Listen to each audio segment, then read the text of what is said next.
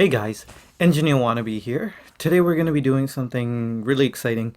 I am finally going to be reviewing the Omega Railmaster 1957 Trilogy Edition. Um, but yeah, before that, I'll quickly do a wristwatch check. I am wearing my favorite watch, my SBGY 003.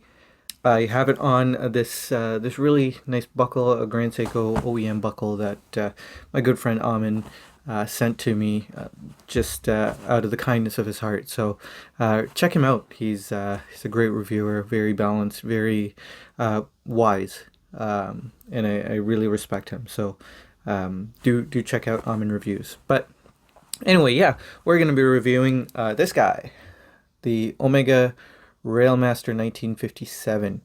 So I've had it now for about a month, a little over a month, if I'm not mistaken. I really enjoy this piece. There is some gripes that I have with it, but overall, it is very close to being my favorite watch. And it kind of was one of the watches that I saw when I first got into the hobby, and I didn't think I'd ever own. But yeah, let's go ahead and take a look at it and properly review it. Okay, so let's start with the dimensions of this watch. We have a diameter of 38 millimeters. It is 12 and a half, approximately 12 and a half millimeters thick. Its lug to lug is 48 millimeters, and its lug width is 19 millimeters. You have a really nice sapphire crystal here, a very heavily domed sapphire crystal. And one thing I like about this watch is that the thickness does not look or wear like a 12 millimeter thick watch. Firstly, because of the domed sapphire crystal. Secondly, because the case is broken up, because the belt line of the watch, or the center part of the watch, is kind of pronounced with brushing, and then you have a bit of a bubble back, which gives this watch, a very slender feel, and it wears really nice.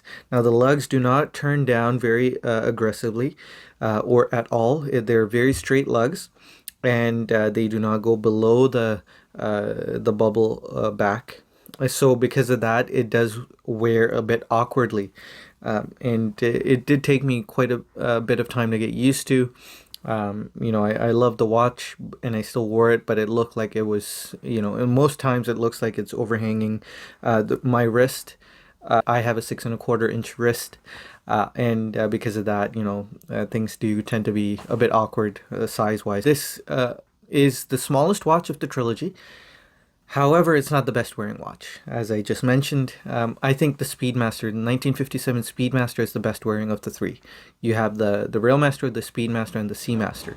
I think the Speedmaster wears the best, which is really strange, because it is a thicker watch, and it's larger. But for my 6.25 inch wrist, it seemed to wear better. But I love the Railmaster, and I think it's a bit more fitting for me, and because of that, I'm very glad to own this. Okay, let's keep going. You can see this case has polished front, so the lugs, everything that you see from the front, it looks like a fully polished case, and even there are some bevels to those lugs. But they kind of blend in because of the fact that the tops of the lugs are polished, as well as the bevels. But you have a fully polished case, what appears to be a fully polished case from the front. On the side, you see this beautiful brushing. It's a very straight, horizontal brushing, very nicely done, very crisp. And you wouldn't expect anything less. And of course, the case back and the side is polished as well. The bracelet that it comes with has brushed mid links and polished outer links. So a bit of an unusual characteristic, but it wasn't that unusual at the time. The Seamaster, the Speedmaster, I think they all had a similar look, and this is called a flat link bracelet, which is really popular amongst vintage collectors. And it's a really nice look. Everything is solid, fitted by, you size it by unscrewing two screw heads and pushing out a little what would you call it, a little pin that is in the middle, but very secure, very easy to do. And then you get to the clasp. So the bracelet, I should mention, does not taper. It's 19 millimeters through and through. The clasp here is very beefy. It's thick. It has an on-the-fly adjustment. But I find this clasp is really nice because it counterbalances the watch head.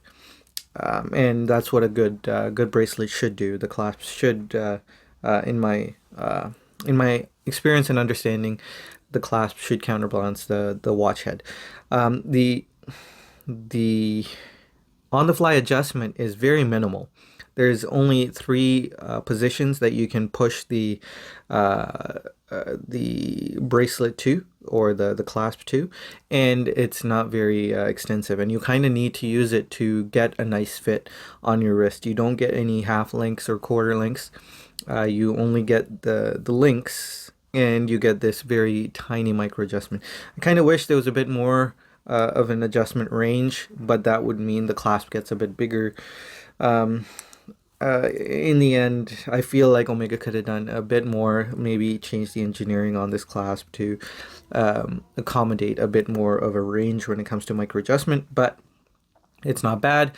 And I've happened to find, my wrist happens to find a good spot on this micro adjustment that allows for me to tighten it or loosen it if my wrist expands or contracts. So it works for me, but it might not for you, and it's kind of disappointing because of that. But you do get two straps with this watch. You get a cream or khaki colored NATO strap, and you also get a very basic suede strap, black suede strap. I am not too thrilled with these straps. They're kind of cheap feeling. I bet if you tried to buy them at Omega, you would be spending quite a bit of money, but they don't feel particularly high quality. You do get the additional hardware, which is nice because now you can use that hardware on other straps, but just be warned, these straps are kind of an afterthought. They aren't as high quality as they could be. Let's move on to the dial. The dial here is very, very beautiful. I really like it. It's got a bit of a charcoal gray kind of color to it. The indices are all printed. Everything on this dial is printed. The indices are orange, sandy orange kind of color. It's simulating patina or degraded radium paint, I believe. Which might not be for everyone. To me, I take it kind of as a sandy colored indices. I don't think of it as faux patina. I think of the dial as a charcoal gray dial, and I find, I really enjoy it. I really enjoy this combination, this color combination. I really enjoy the off-white 12, 3, 6, and 9. Everything here is really nice, and, I really like it. So I have no problems with it, but I can see how, the faux patina really drives a lot of people away. It's aggressive, very aggressive patina, simulated patina. The crown is really nice as well, very easy to operate, very large. You're able to, articulate it really, really well. And I am a fan of that as well. Let's talk about the movement. The movement is the 8806 Omega coaxial caliber. I believe it has 2 barrels and a 55-hour power reserve. It beats at this kind of middle of the road 25,600 beats per hour, if I'm not mistaken on that number, and which is 7 ticks per second. So it's in between 6 and 8, of course, right? But it's amagnetic, it's anti-magnetic, up to 15,000 Gauss, which is really nice. And, it kind of plays the part of that engineer's watch or that technician's watch, a scientist's watch, that was necessary in the 50s because timekeeping was important. and mechanical timekeeping was the only way to keep time.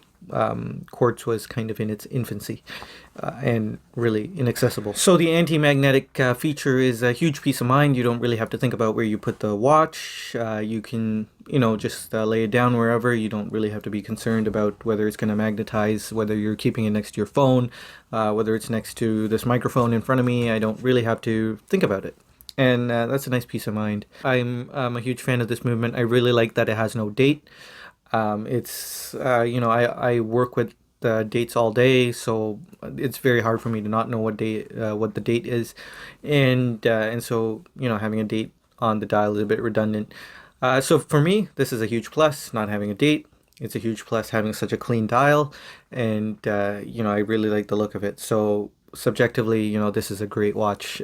This fits my bill very well. And I knew that early on in my collecting journey, and it's interesting, and I'm really grateful to have been able to purchase this, to have been able to experience this, and find that, hey, even though my tastes have wildly changed since when I did start, I still gravitated towards this, and it's been a bit of a constant. I've always appreciated how this looks and how this seemed from the outside looking in, and now from the inside looking out, it's really nice to see that I still like it. A lot of times when you meet your heroes, you find they aren't your heroes anymore. But this watch has lived up to the hype that I created inside my own head, and to my unreasonable expectations as well. So yeah, that's really it. That's what I wanted to talk about when it comes to reviewing this fantastic piece. I just want to say, something I always say at the end of most of my videos. Something I always say at the end of most of my videos. Something I try to say at the end of most of my videos is that, time is short. You are precious and you are worth it. I am grateful for you, and thank you for spending this time with me. So I will catch you in the next video, and until then, take care, stay safe out there. Bye, guys.